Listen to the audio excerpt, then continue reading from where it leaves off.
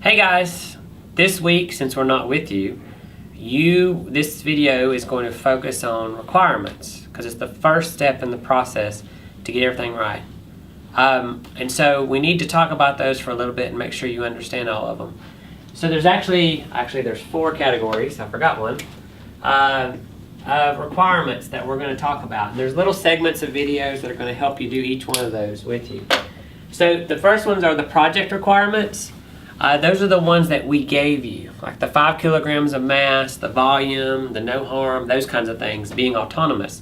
So those are the project requirements. Those are requirements that we imposed on you. We said you must do those. So those are the first ones.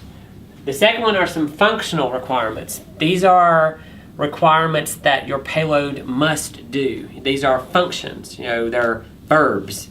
And so Matt has a neat little video, we'll call it neat, that will hopefully explain that to you in more detail. He's came up with this thing of going to school. So, and all of you are obviously at school or you're not watching this, so you should relate to that, we hope. So that's that one. The third one is environmental, right? So you're going to Venus, it's not a friendly place to go, so you've got to worry about your environment. So Matt was really stupid in what he did for this one, but he came up with this idea to kind of show you what's not good when you don't appropriately design for your environment. And so you'll be able to see that one as well. And the last one is science. And that comes from your science objective and what the instruments require, right? We sat and talked to you about that you needed a science traceability matrix, and we'll have talked to you by then and saw your science traceability matrix and beginning to understand the instruments and what they require. And so that's the science requirements that are a part of this. So because your goal is to be able to sum those up. When you put it in the payload status document and in the payload status review, and even in the final, you have to tell us these are the requirements that we figured out were on our payload. And because of these requirements, this is the design that we created. Okay? So all that has to be crystal clear in the eyes of the review board and everyone who's going to review your work to make sure you did this correctly. Okay? So hopefully these little videos will help you, entertain you a little bit, but more importantly, inform you about what these different types of requirements are and what you need to do with them. Again, if you have any questions after seeing this video, feel free to contact us. We've got email. We're back from Paris, so we're good to go now. So now we can email you and chat with you whenever we need to. So talk to you later. Bye.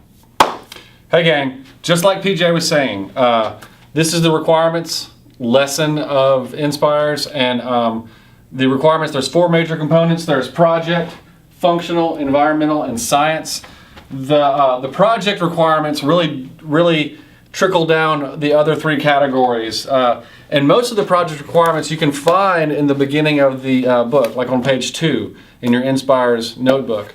The project requirement, InSPIRESS requires that you guys be autonomous. At least a portion of your experiment is autonomous. It's got to be on its own, right? So that's going to require, or that's going to define a lot of the functions that you have. Okay, so that's where the functional requirements come from, are from the autonomy requirement in the project. The project also defined that we're going to Venus. Right? So, I mean, you guys were given Venus only, or, between Earth and Venus. So that defines the environment. Venus defines the environment. The specifics of where we are in the Venus environment, you guys define that based on your science. However, the project decreed, the project said that we would be at Venus, and so that defines Venus. And then last but not least are the science requirements. You guys, page 2 says that you must design an autonomous scientific payload. So that defines the science. You have to perform science at Venus, and so that defines the science. You guys come up with your own science objective. Don't get me wrong. You guys come up with your own science objective. You should have done that already, actually. However, the science requirement comes from the project requirements. I just wanted to give you a quick word about this lesson in the book. It starts on page 29. I'm going to turn to it real quick as I stall. And just to get you oriented, this lesson, there's a lot of stuff in the book you can look at for this lesson. So page 29 starts out, then there's a lesson getting to school for functional requirements that we'll go over here and that we'll do in just a moment. Things your payload must do. These are your payload's functional requirements. This is page 31 in the workbook. Then continued on page 32 in the workbook are the same functional requirements for your payload, but they're made in a table format. So you can list them, and then you can use this page to develop alternatives. This is one of the things you're going to want to fill out. This is one of the things you're going to want to do before we come back to see you guys. This is what we'll expect to see when we come back. And then the same thing with the environmental page. It's on page 33 in the workbook. Granted, it's all Venus, or around Venus, but the specifics of your scientific payload. Where on Venus are you? Are you in the upper atmosphere, middle atmosphere, near the surface? What is the environment like in the specific area that you are going to be? Are you at the hurricanes, or are you at that 50-kilometer altitude where the temperature and pressure are nice, but there's sulfuric acid rain? So where you are on Venus defines your specific environment, and so we want you to list that here. This page includes, there's the temperature, the pressure, G-load. Are you going to have to withstand G-loads? There's radiation. Do you have any radiation in your environment?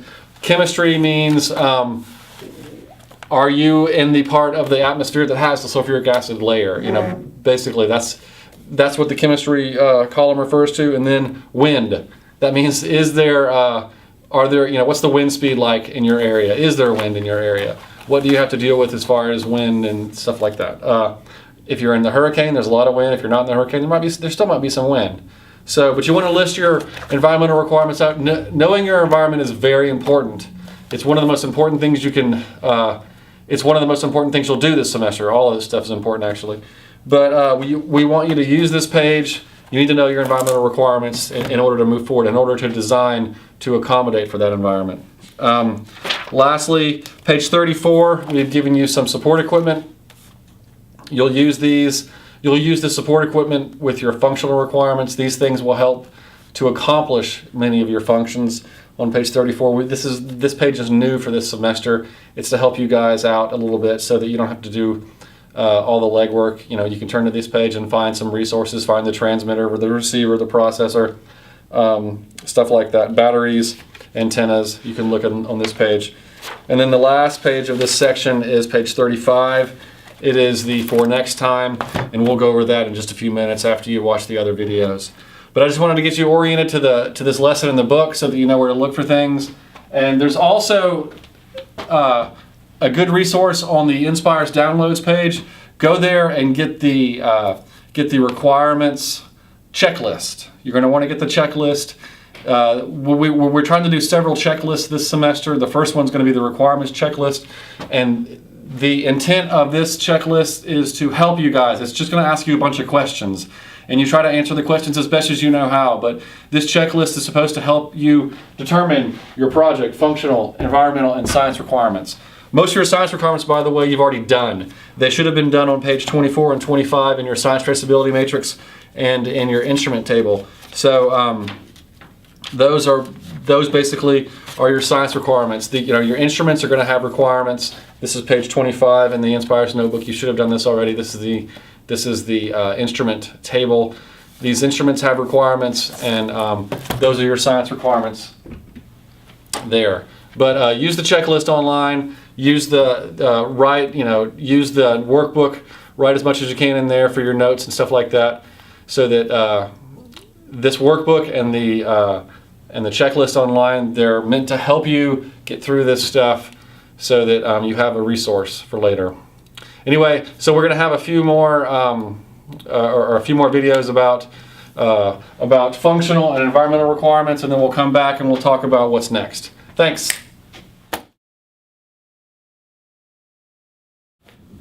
Hey gang, how you doing? Matt here. So we're talking about requirements, and this video, or this portion of the video, is about functional requirements. There are things that your payload must do. Basically, those are functional requirements, things your payload has to do. And the best way that we've come up with to explain functional requirements to you guys is to go through an example. The example is on page 30 in your InSPIRESS, your wonderful InSPIRESS notebook, so you can follow along and fill in the blanks there if you want. And but we'll just go through it on the board here, and hopefully this will show you what we mean when we say functional requirements. So the example we're going to go through is called getting to school. So each and every one of you, maybe not today, I don't know, maybe not yesterday, but each and every one of you has gotten to school at some point in time, right? You've gotten to school somehow. And we have divided getting to school into 3 main categories. And usually this is interactive, but it's not going to work as interactive very well on the video. So we'll just see how this works. So the first category, what is the very first thing you have to do to get to school? Right, you got to get up. So each one of these functions starts with the word get, by the way. So the first thing you have to do is get up. That's the first thing. You got to get up, okay? What's the second thing you got to do? Very good. Get ready. Get ready. Okay, you got to get ready. That means a lot. That can mean different things to different people, but you got to get ready. Okay. And then the last thing you got to do. No. Close to that. It's get going. You got to get going. Get going. Get up, get ready, get going, and then you can get to school, okay? So do you guys like how I'm kind of faking that there's someone in the room with me? Anyway, we'll see how that works. So get up, get ready, get going. Those are the 3 main functions. Now underneath each one of those functions, there's different ways to accomplish that function, okay? So what are some different ways that you get up in the morning? Right, the standard way is an alarm, right? Okay? So you have an alarm. That's the standard way. I'm going to switch colors here because this one's running out. So you have an alarm that, ring, ring, iPhone, whatever, wakes you up. You get up, okay? What's another way to do it? Right, parents. Your parents walk in, they throw water on you, and you get up, right? Okay, so parents. What's another way? Just come up with some crazy ideas. Right, you got a pet, you got a dog, an animal, right? Technically, parents are also animals, but they're a special case of animal. We'll go with this. So let's just say pet. Okay, pet wakes you up, right? What else? You wake up naturally. Okay, the sun wakes you up naturally, like Lunesta. So naturally wake up. Let's do one more. What's another way to wake up? Rooster. Got it, rooster. That's a good one. Okay, rooster. Rooster. And then of course there's the null solution, not waking up at all. But that doesn't get you to school very well, right? So we've got 1, 2, 3, 4, 5 different ways to get up in the morning. How do you get ready for school? How do you get ready? Right. You take a shower. Shower. What else do you do? Yeah, brush your teeth. Side note, dental hygiene is extremely important, okay? This is one of my personal deals. It's extremely important. You gotta brush your teeth. Floss is important too, but just please note that, okay? So brush your teeth. Brush teeth. What else? Yeah, you gotta you gotta fix your hair, you gotta comb your hair, because this is not an accident. Hours and hours, right? You gotta brush your hair. Brush hair. Yeah, makeup. Makeup is a good one. Again, not an accident, okay? Makeup. And then breakfast, that's right. Breakfast, be fast. Now breakfast is something, let's pause for a second. Breakfast is something that we can, I'm going to use a $6 word, okay? We can decompose breakfast. Oh, wait, well, that sounds gross, doesn't it? We can, but as a function, when you decompose a function, that just basically means that you break it down into different ways, into different, break it down to another level of detail. So what are some different things you can eat for breakfast? Orange juice? OJ? Yeah, pancakes? Pancakes. Cereal, that's a good one. Cereal, bagel, that's an interesting one. What else? Yes, Dr. Pepper, that's important for me. Dr. Pepper, every good day starts with a Dr. Pepper. Coffee. Okay, well you guys see how it goes, right? We could go on for days with that, but you can take any one of these functions if you want, and you can decompose them down into further detail. Well, these are alternatives, really. Sorry, but you can break this down into further detail. So how else do you get ready? Yeah, you get your stuff. You got to get your stuff because you are going to school. Get your stuff. What else? Anything else we do to get ready? Yes, we say bye to our parents. That's so nice. Yes, say bye-bye. Say bye. Say bye-bye. Say bye-bye. Okay, so you shower, brush your teeth. We haven't put on clothes yet. Oh, we get dressed. That's extremely important. These are not in order, by the way, just as a footnote to that. Shower, brush your teeth, brush your hair, makeup, not an accident. Eat some breakfast, get your stuff, say bye-bye to your parents, and you get dressed. Hopefully somewhere sooner than breakfast. Okay, last thing, get going. How do you guys actually get to school? Yeah, standard way is just car, right? Car, bus, that's a good one. What else? Airplane, yes. It works. Airplane, boat. Yes, that works too. Helicopter. How would Hannibal get to school? Correct. Elephants. Transporter.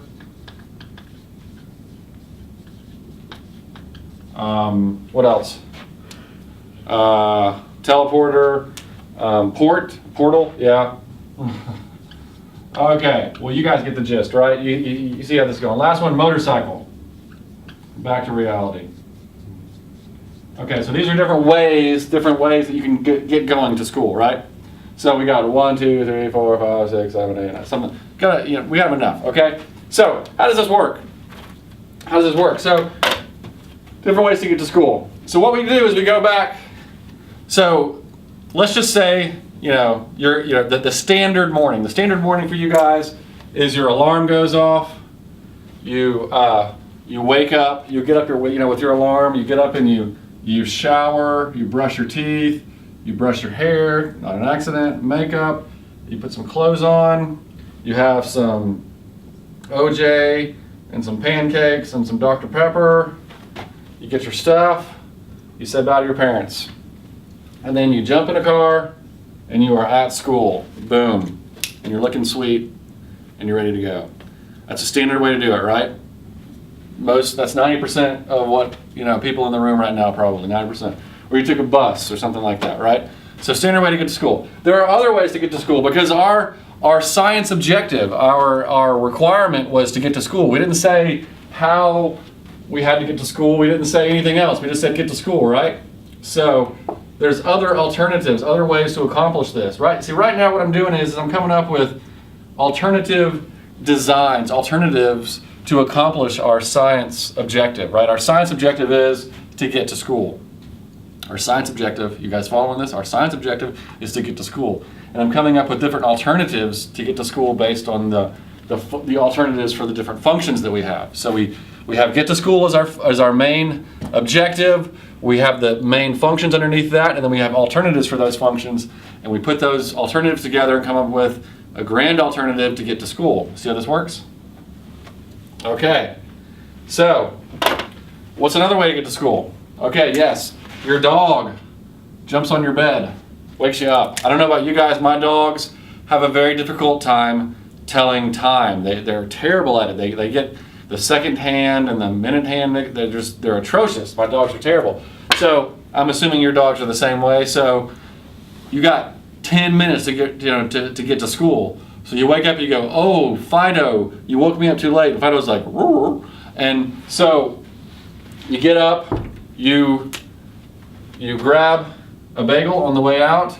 You don't do anything else. You get your stuff, of course, because you say bye, and then you jump in your boat and you are at school, right? Yeah, many of you may have noticed that we are still wearing our pajamas.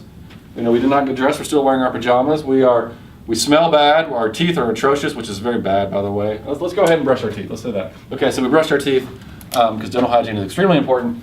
And then, but our hair is a mess. We don't look great. Well, we're at school, right? We didn't say we had to look awesome when we got to school. We said we had to get to school. So we're at school. We accomplished our science objective. But, so am I missing something here? We're wearing our pajamas. Can you wear your pajamas to school, generally speaking? I mean, as long as it's not pajama day? Normally you can't. So normally you couldn't do what I just did because there's other restrictions. There's other restrictions on your science objective, on your design. You have to get dressed at some point, right? So, because you can't wear your pajamas to school. So getting dressed is, let's go, that's required. That's a required thing right there, a required alternative in our function. So you'll also notice, so whatever we do, we have to get dressed before we get to school, which is a good thing. Don't get me wrong, I'm not complaining, it's a good thing. What else we got? There are some of these you'll notice that they don't go well together. Some of these alternatives, you can just look at them and without too much thought, you can say those don't really go well together because, you know, so if your alarm wakes you up at, you know, great at the normal time and you shower and you brush your teeth and you brush your hair, it's picture day, right? Picture day at school. Spend some time on your makeup, you have a great breakfast of pancakes and Dr. Pepper, you get your stuff, you say bye, you've gotten dressed, of course, because we always do that, and it's picture day, right? So would you spend all that time getting ready and then jump on a motorcycle, you know, and go to school? Would you do that? No, because you get helmet head and your pictures wouldn't, picture look at like helmet head and picture, you don't want that. So you'd most likely, you would go in a car or a bus, right? Or maybe a boat, I don't know. You wouldn't take a helicopter because that'd mess up your hair too. It is picture day. So some of these don't go well together. Some of these alternatives do not mesh well together. They don't fit right. And you can just look at them and tell.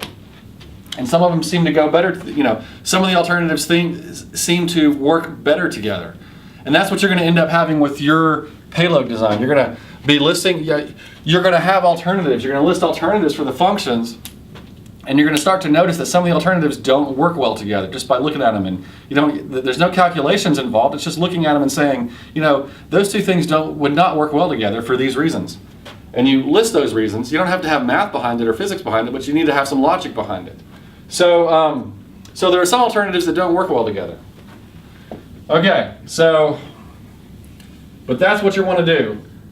This is how you're going to come up with some alternatives for your payload. So on the next page, on page 31 in your incredible InSPIRESS notebook, you will notice that there are key things your payload must do. Okay, there are 6 of them. 6 things your payload must do. These are the 6 key functions that every payload, no matter what your science objective is, every payload has to accomplish these 6 functions. The very first thing is deploy from the spacecraft. We required you to be autonomous.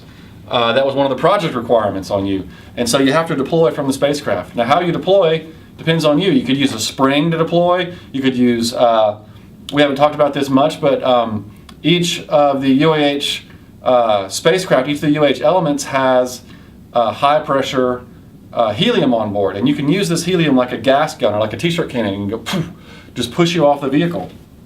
So you could use that to deploy.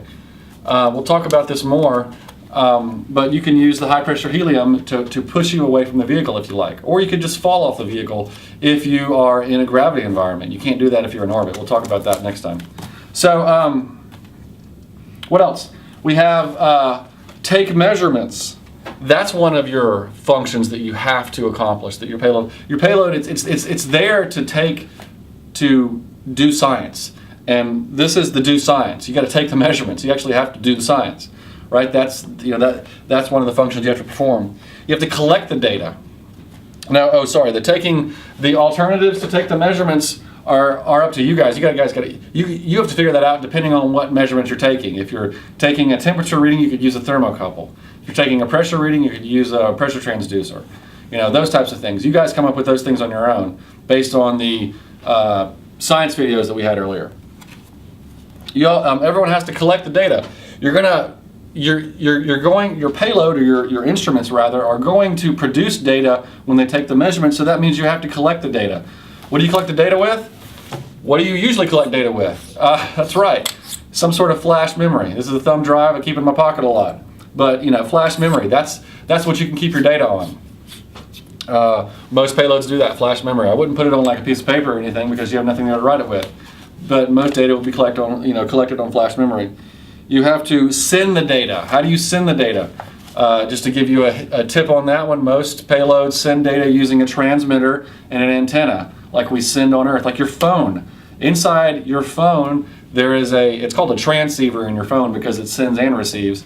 But there's an antenna in your phone. You don't see it usually, but it's in there. And there's a transmitter in your phone to transmit the data. And in the phone's case, the data is a text message or an email or voice. Hello, how are you? So that's how your phone works. And your payload's going to work just the same way. It's going to have an antenna and a transmitter. And last but not least, you're going to provide power. There's several ways you can provide power. There's solar, there's thermal, there's batteries, there's nuclear. You can't use nuclear. Lots of different ways to provide power. Hydroelectric, that probably won't work though on Venus. But so several ways to provide power for your payload. Most teams use batteries. Last and certainly not least is this big box around all this. This big box says house, not house, but house the payload. The verb house, because house means more than just structure. It's more than just structure around your payload. To house something means to provide for structurally, also to provide for it thermally. Also means you got to keep it cozy. You got to keep it in a nice environment. You want it to be in a way that it can function properly. So you can't just throw a bunch of instruments out into space and hope they work. No. You got to have a structure, but you also need to keep them in the environment in which they need to be kept in, so that they can operate. So that's what house means. It means provide structure and provide for the other needs of the payload. If it has to be at a certain temperature or a pressure or something like that, then you have to accommodate for that with your payload. On page 32, the next page, all these functions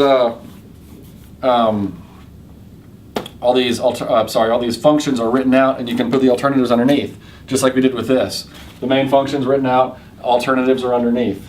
And so, like I said, for deploy, you could use springs, you could use the helium that we have on board, you could just drop it. For measure, it depends on what you're measuring. You could use different instruments. That's up to your instrument. You've probably already done that with the science traceability matrix.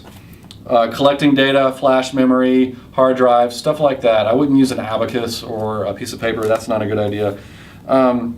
Sending the data, typically teams use the antenna and the transmitter. Power, the typical solution is batteries. We'll talk more about batteries later, but there's other alternatives to power as well. And then house. House is the structure and providing for it thermally, so you might need insulation in there. The structure could be a metal, it could be like aluminum, or it could be a non-metal like carbon fiber reinforced plastic or some sort of exotic material. You could research the materials there. There's lots of alternatives under house. That's where you're going to see a lot of the differences in the payloads arise is in the materials that they use. So you list all these out. You just like we did with this, you come up with different alternatives, and those are the alternatives that you have. Those are different alternative designs that you have for your payload. So it's just that easy. The next page, page 33, also talks about environments. We talked about environments already. You can list your environments. You want to make sure that you list the temperatures and the pressures.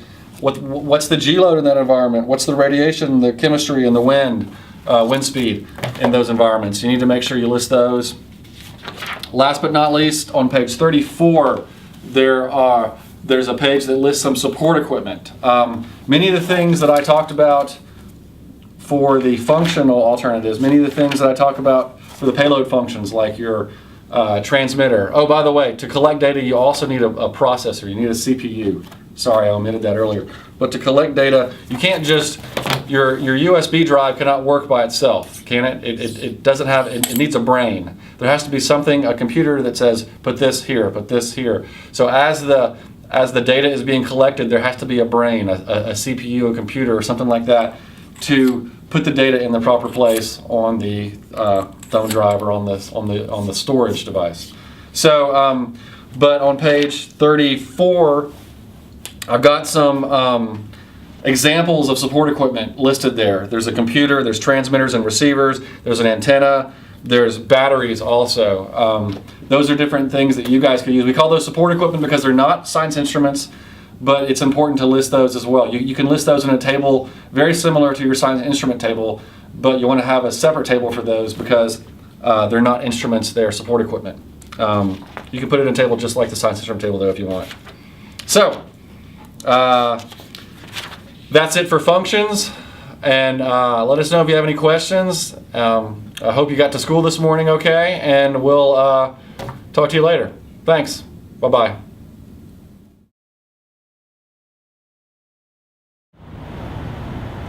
Hey gang, it is 10 degrees in Huntsville this morning, and I am not dressed for this weather. What I'm wearing might be fine for indoors, or might be okay for a nice summer afternoon, or if I lived in, you know, like Hawaii or for the southern hemisphere, but it's not what you want to wear this morning. So why am I wearing shorts and a t-shirt when it's 10 degrees outside? Fahrenheit, by the way. I don't know, I didn't think this through very well, to be honest with you, but hopefully this will remind you that you need to design your payload in order to survive and function in its environment. Okay? So, I forgot what I'm going to say, it's so cold. So in order for you to design for your environment, you need to know your environment. You need to do a little research, okay? So you don't want your payload to end up like me, you know, either hot or cold or whatever. You want to make sure your payload is just right and can survive its own environment. Okay, so pay attention to your environmental requirements. They're very important. Okay, that's it. Thanks. Bye-bye. Okay, where's my coat? So hey guys, unlike what you just saw Matt being very stupid with, here it's nice and warm, and Matt's enjoying his tea, as you can tell. I don't know why, because it's fake, but he seems to think it's really great. But remember, payloads need to be in a nice, warm, comfortable environment. So we do that for you while you stay with us on the UH spacecraft. But once you leave, you've got to make sure you can handle that environment that you're in. Like Matt was just a few minutes ago being very stupid outside in 10-degree weather with shorts and a t-shirt on, and he's now numb, and he's now warming up with this fake tea. You don't want that for your payload. You want to make sure you can function properly, which means you need to be in a very comfortable environment. You need to create that environment because the outside could be awful. Right now here, it's still 10 degrees. We've not really changed much outside, but we're inside being protected. And so that's what you've got to remember when you do your environment requirements, and design from that you make sure you can still function in the very harsh or very cold or whatever environment you are in on Venus. So remember that when you're doing these environmental requirements. Talk to you soon. Bye.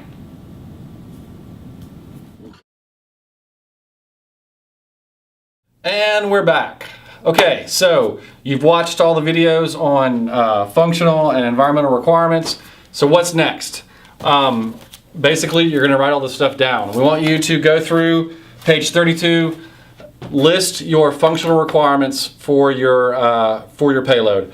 We went over those a lot in the functional requirements video and in the video about going to school. But we want you to list these down. Use this sheet of paper if you want to. You can put them in a table in Excel or something, whatever you want to do. But we want you to list them, think about them, go through them. It's a good exercise to go through. Then do the same for environments and environmental requirements. This is extremely important. Someone on the board will ask you what temperatures you expect to see, what pressures you expect to see, what's the concentration of the sulfuric acid, at your altitude. You're going to have to design your payload to allow for these environmental requirements, but someone's also going to ask you about the environment too. And if you don't know the answer, it's going to look bad, okay? So you want to make sure that you can nail down those environmental questions, all right? Those are some basic stuff. It's lookup stuff about Venus. Just be able to define your environment as best you can. If you're in the hurricanes, what wind speed do you expect to see? Are you in the eye of the hurricane, in the wall of the hurricane, whatever? If you're near the surface, how close, at what altitude, what's the temperature and pressure, how long do you expect to live, stuff like that. So you need to, these will impact your design a lot, but you're also going to be asked just direct questions about these because the board's going to want to know if you've done your homework, basically. So having this, filling this out and putting this, filling this out by hand and then putting it in Excel or putting it in a Word table or in PowerPoint, whatever, that's going to be very valuable for you, for your team. So you want to fill this in. What we're going to talk about, the reason we wanted you to do all this is because when PJ and I come back to see you, we're going to be talking about alternatives and con-ops and you just like with the exercise on the functional analysis on getting to school, we got to school with different alternatives. Those are all the different ways of getting to school were our design alternatives, our solutions to get to school. You can use the different solutions for the functions to come up with different alternative designs. That's what we're going to do when we come back to you guys next, is we're going to talk about alternatives and concept of operations. We're not going to spend much time talking about this. We expect you guys have already done this. So please get this done. Use the, I can't stress this enough, use the checklists online. Use the requirements checklist. It'll be a big help to you. You go through it, it's just going to ask you a bunch of questions. You go through it, you answer those questions as well as you can, and you should be all right. They are in Word format. The checklists are downloadable in Word so that you can just open it up in Word and start typing on there and adding to it. And some of the questions might not apply to you. Don't think that every question applies to you. All the checklists that you're going to have this semester are written in such a way that they're supposed to apply to anybody with any project, so they won't apply directly to you. Since anything that's written for everybody won't be perfect for your team. I apologize for that, but that's how we got to do it. So realize that some of the questions may be not applicable or it might be no, but you want to go through that and think about it as well as you can. The main thing is to think about it. The checklists, these pages in the book, they're here so that you will think about your payload. Think about what it's going to experience. Think about what it has to do. That's your main job with the requirements, is just to think these through. And these exercises in the workbook and the checklists, they're there to help you think these things through. So that's what we're going to do when we show up next time. We're going to talk about alternatives, alternative designs. We're going to talk about concept of operations. And so we want you to, we expect you to have the functional and the environmental requirements nailed down and finished. Also the science requirements, which is basically the instruments. We expect those to be just about done. If you have questions on any of that stuff, of course you could ask us when we're there in person, or you can send us emails. But we want to try to keep rolling with this, so we want you guys to get this done as soon as you can. All right, just as always, if you have any questions or comments, please feel free to email us or have your teachers email us, and we'll do our best to answer. And you should be getting UAH points of contacts pretty soon. I know that the book says at the end of each section, it says to email your point of contact and talk to them. If you don't have one yet, don't worry about it, just ignore it. But if you do have one, go ahead and email them, introduce yourself, say, hey, we're so-and-so from such and such high school, how you doing, blah, blah, blah. And these are our requirements, these are our environmental requirements that we, this is the environment we think we're going to experience, these are our functional requirements, blah, blah, blah, blah. Let the UH people know how you're doing. That'll be helpful in the end. Alrighty, that's about it for this one. I'm sure that's enough for everybody. We'll see you later. Thanks a lot. Bye-bye.